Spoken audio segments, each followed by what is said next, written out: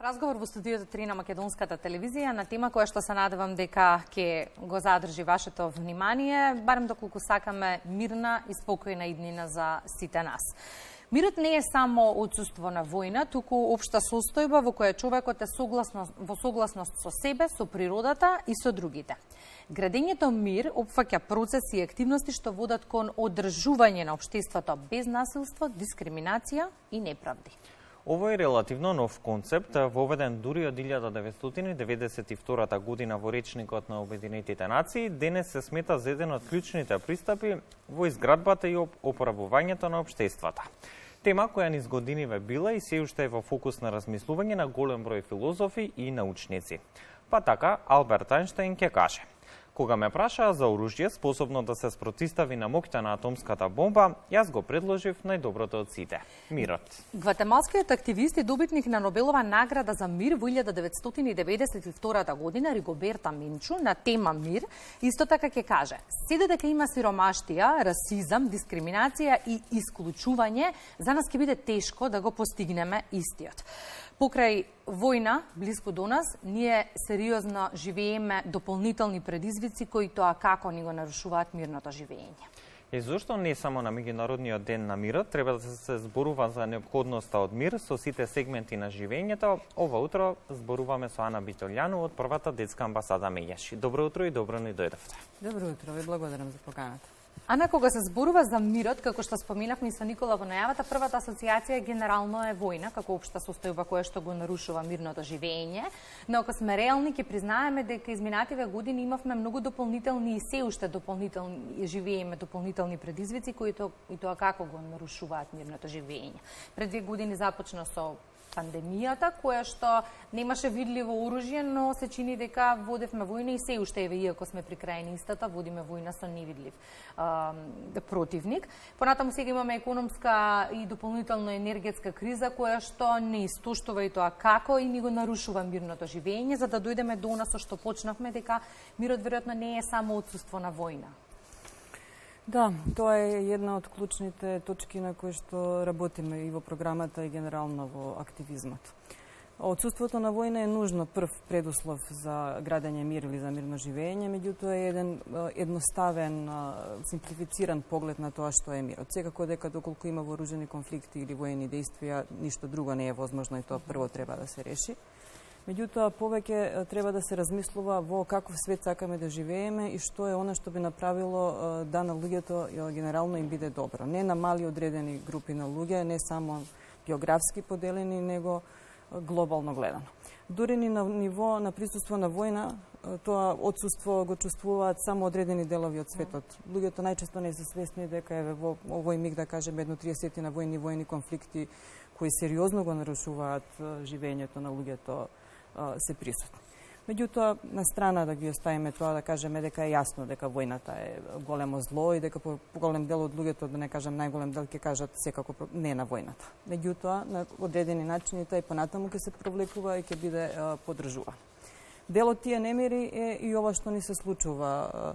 Секако дека не може да се збори за мирно општество доколку си загрижен здравствено што се случува, доколку се соочуваш со непознати состојби никогаш видени претходно.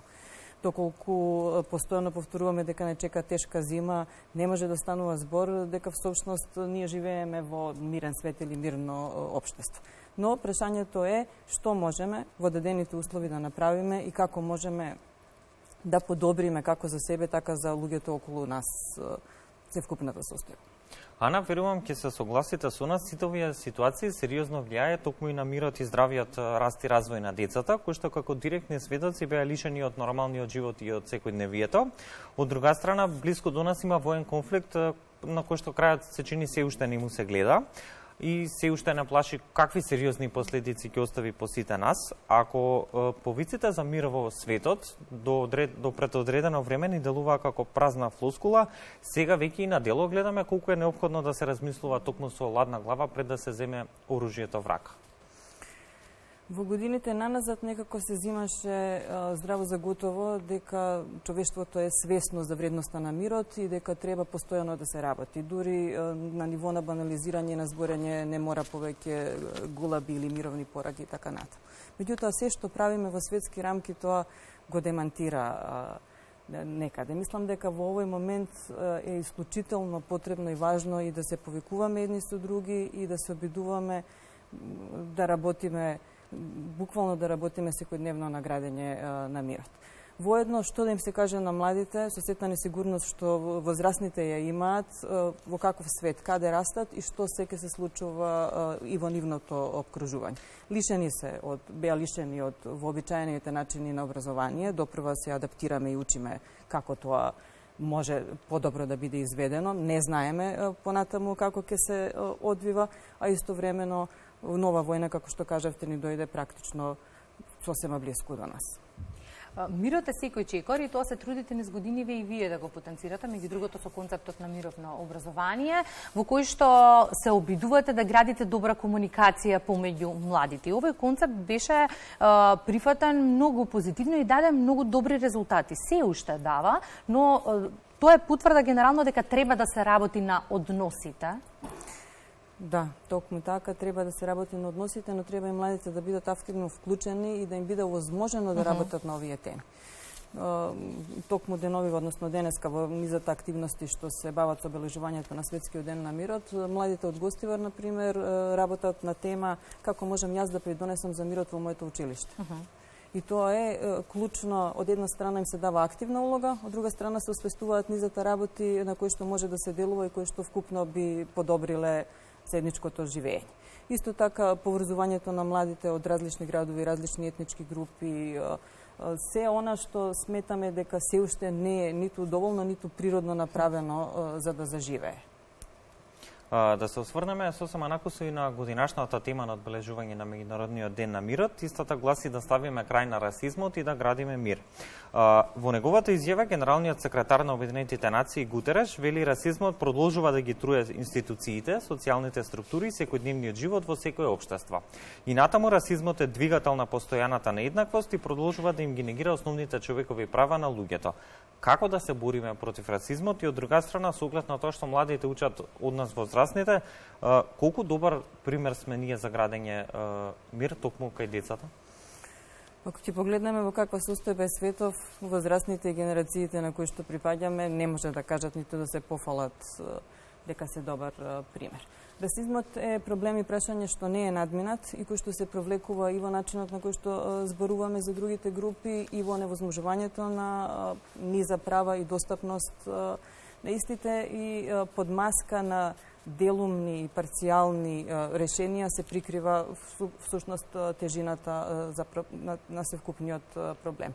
Меѓу останатото, тука и начините на кои што популарната култура зборува за другите раси, таму каде што е доминантна белата пред се. Меѓутоа и за отвореноста да кажеме колку сме спремни и како ќе третираме други луѓе кои што доаѓаат или транзитираат низ земјава, ако збориме конкретно за Македонија. И каков е впечатокот некаде пред крајот на разговорот, колку активно сите придонесуваме, еве не само Македонија, впечатокот на глобално ниво, за градењето мир како услов за подобра иднина за сите.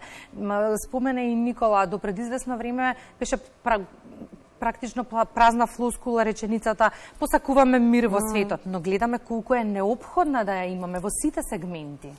Хајде да ја спомнеме со содржина повторно и да не биде само декларативно. Да видиме што правиме, всушност секој од нас, и тоа основни работи. Како придонесуваме од моментот кога ќе скочиме од дома или во моментот како се внесуваме дома со другите луѓе, до тоа како професионално или непрофесионално се бавиме, колку ги гледаме проблемите и потребите на другите. Полето на делување е огромно, не мора да се залагаме за мир со петиции или не знам што.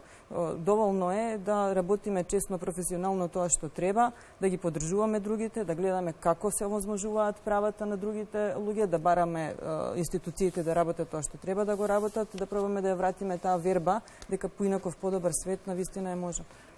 И јас верувам во тоа. Дефинитивно секој поединец заслужува да живее во мир и достоинство и тоа е нешто на што треба да работи секој еден од нас. Токму затоа ќе ви се заблагодариме за денешното гостување во Македонија наутро и сите пораки кои што ги упативте до нашите гледачи. Ана, благодарам.